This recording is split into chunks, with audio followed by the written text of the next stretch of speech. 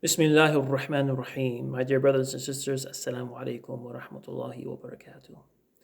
Today's video seeks to briefly address a question regarding Moses as presented in the Quran, or Musa alayhi salam.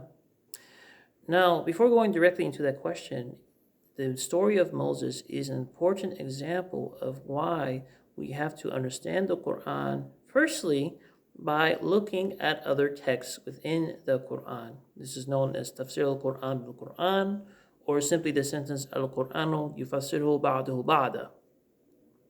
Now, remember who Moses was. Moses was an Israelite in the Egypt of Pharaoh, wherein his people faced tremendous hardships and oppressions. He's born at a time when Israelite babies are being killed. And he's placed in the river as a baby, as a newborn. He's placed in the river, in the Nile River, but he's found from there, and his life is saved. And what else happens to his life? He experiences many problems, mostly as a result of his oppressed status in the Egyptian society. He intervenes in a fight which leads to the death of a person, and he is hunted by the authorities. He's living in exile after that as a result of this situation for many years. And in this exile is where he had this spiritual experience. And in this spiritual experience, God tells him to do two particular things. First thing is to throw his walking stick. He does it, and it comes alive as if it's like a snake. Second thing is to bring his hand over his chest and withdraw it, and then his hands becomes as if it is a clear appearance or a white appearance without any blemish. بيضاء من غير سوء. Now, these two steps Moses also does in the presence of Pharaoh. وَنَزَعَ يَدَهُ فِي إِذَا هِيَ بَيْضَاءُ لِلنَّاظِرِينَ.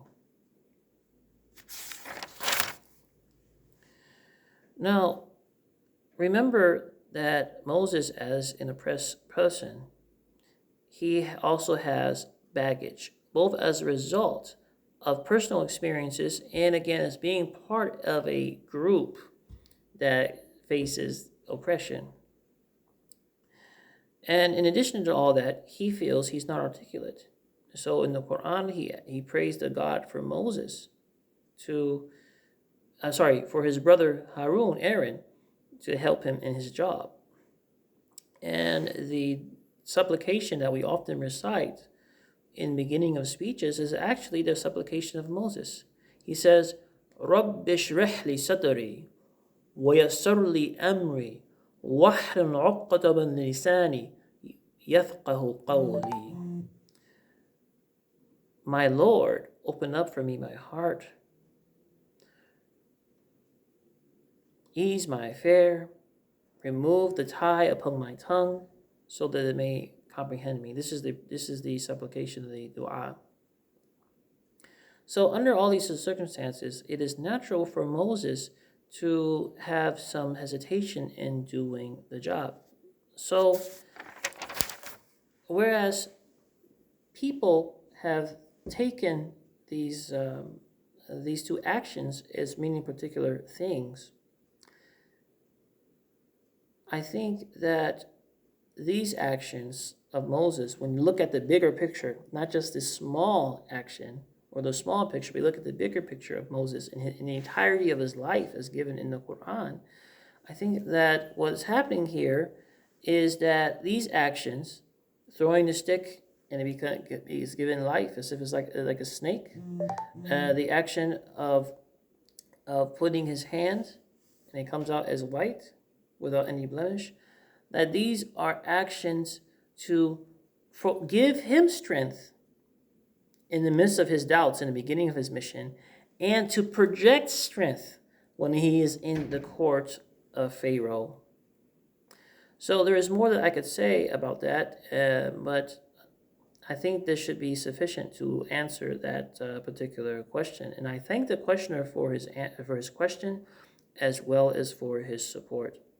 It's something that we really, truly appreciate. Barakallahu feek. As the month of Ramadan comes to a conclusion, let's not forget our communal obligations. Currently, our website is accepting the zakat, zakat al-fitr, and zakat al-mal, and sadaqah, and any other forms of support that you are able to provide. Our website is www.themashribrahim.com. So do give support because the community needs the support. Barakallahu fikum. Wassalamu alaikum wa rahmatullahi wa barakatuh.